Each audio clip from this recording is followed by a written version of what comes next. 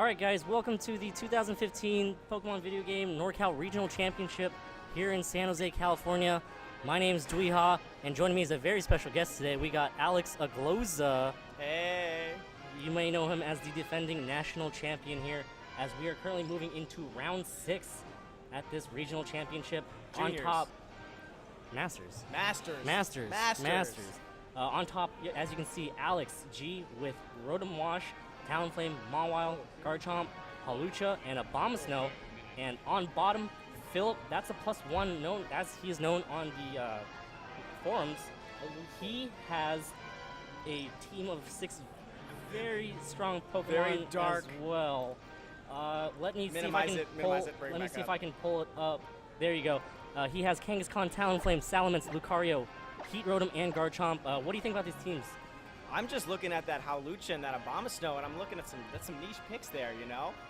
You almost would expect Alex G to be going with Trick Room, but he has nothing here to set up Trick Room with. So maybe Scarf on that Abomasnow? I mean, that's not a very fast Pokemon. Wouldn't be surprised there.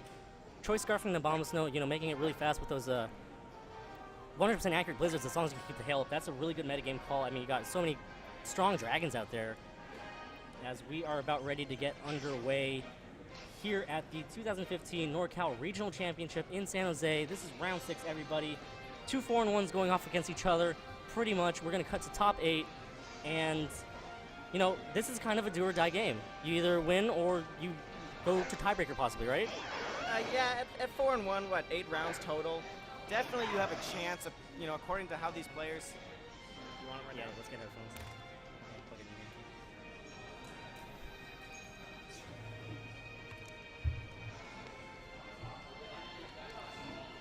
But, yeah, anyways, we have Heat Rotom and Lucario on Phillip's side, with Garchomp and Wash Rotom on the other side.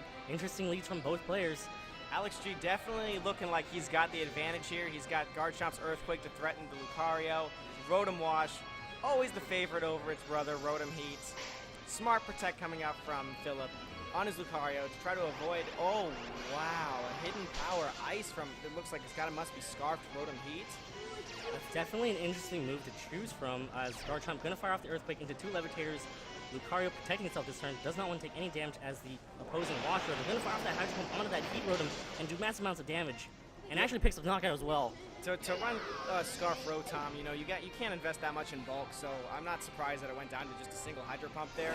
I don't know, I mean, it looks like Phillip's kind of in a hole right now. I don't know what he's going to do to stop this Garchomp. He might just have to Sucker Punch it before it's going to Earthquake and take out this Lucario. Right, and you know, Kangaskhan coming out now. Kangaskhan's one of those Megas that was very popular at the beginning of the metagame. Slowly going to come down right now, and it's going to be interesting to see exactly what happens. I mean, Lucario's also very well known to be a Mega as well. Fake out pressure from the Kangaskhan most likely coming. Not exactly sure. Phillip might be trying to run a bit more of an obscure set. I mean, that Scarf Rotom, I mean, that can take a lot of people by surprise if it really chose to. It's too bad that HP Ice, you know, it got nerfed so much it doesn't get the one-shot on basically, like, any dragons. But, I mean, maybe that damage is more valuable to him on that Garchomp than is seemingly, you know...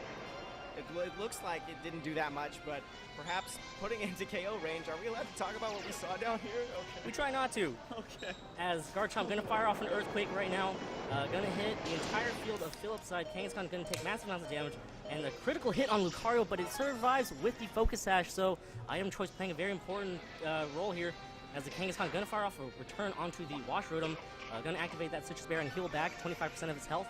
Going to prevent it from being knocked out from that very powerful return from Kangaskhan. As Lucario now going to move and fire off a close combat. Going to land onto the Wash Rotom and does not want to get knocked out from Rough Skin. A very popular, probably the ability to choose on Garchomp. As it picks up the knockout on the Wash Rotom. And now it is 3-3, but heavily damaged side on Phil's side. Yeah, Phil definitely trying to avoid that Will-O-Wisp coming in from Rotom Wash on that play. Now Lucario running with a Focus Sash, definitely would expect to see Follow Me on that set. That's just very standard. On Sash Lucario itself, Alex bringing in this Abomasnow with Snow Warning is going to really threaten this Lucario. However, he's got to be careful because a couple well-timed protects are going to get rid of his own Garchomp.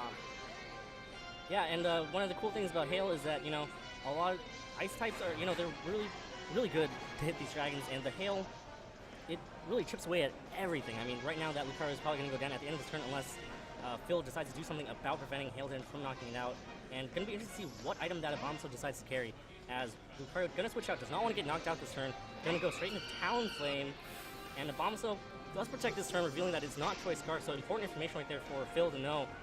As Garchomp going to fire off an Earthquake, going to hit that Kangaskhan. Pretty smart switch right there from Phil to switch on that Talonflame, but still a lot of damage on the Kangaskhan as it fires up the Power Punch onto its own Talonflame. Oh, the plays. The thing is, Abomasnow really only runs like commonly 2 items. You got Choice Scarf, you got Focus Sash. I would not be surprised if Alex G's got a sash on that Abomasnow. I can understand him trying to protect there for going for the Earthquake too. Not only damaged Kangaskhan, but it would have outsped and KO'd Lucario itself. Phillip's not wanting to power up punch the Garchomp because of the rough skin, potentially Rocky Helmet, so he makes a smart move and tries to power himself up off of this Talonflame. However, it didn't seem like he gained a lot of momentum. Besides the fact that now, at least, Talonflame can deal with this Garchomp before it, threatens to KO Kangaskhan this turn. Right, and the Abomasnow, of course, does have Ice Shard as well, but that Talonflame going to exert pressure on that Abomasnow, too. too. We've seen Ice Shard, huh? I'm pretty sure it does. Abomasnow does get Ice Shard. It's a very popular thing on it. As Mega Abomasnow makes an appearance. Oh my gosh. So, Alex probably he didn't bring them all wild, that's for sure. Abomasnow, not very popular Mega, but does make an appearance to the cheers of some of the audience here. As Talonflame going to go for the Braver, he's going to target that Garchomp, but protects itself this turn. And Kangaskhan going to go for that +2 return, going to do massive amounts of damage and knock it out in one hit, just showing exactly how strong Kangaskhan is at +2.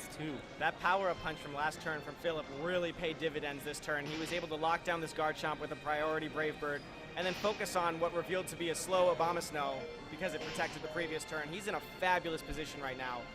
Right, and it comes down to that the strategy of the game. Even if you lose your Pokemon earlier on, that doesn't necessarily mean that you're behind, right? It's all about positioning.